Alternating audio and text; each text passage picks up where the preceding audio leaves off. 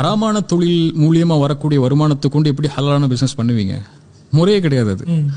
ஹராமான தொழில் மூலியமா வந்த வருமானம் எதுவா இருந்தாலும் சரி, அது மூலியமா நீங்க எந்த தொழில வந்து இன்வெஸ்ட் பண்ணாலுமே அது ஹராம் தானே. அது எப்படி ஹலாலாக முடியும்? நீங்க என்ன கேக்குறீங்களா?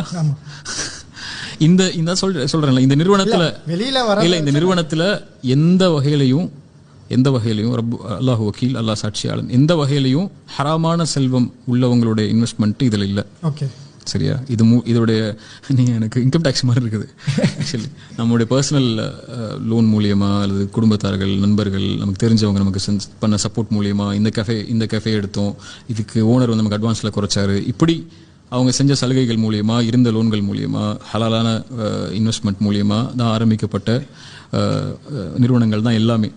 நீங்க சொல்லக்கூடிய நபர்களுடைய செல்வமோ அல்லது நீங்க யாரெல்லாம் கற்பனை செய்றீங்களோ அவங்களுடைய செல்வமோ துளி அளவு கூட இந்த நிறுவனங்கள்ல இல்லை.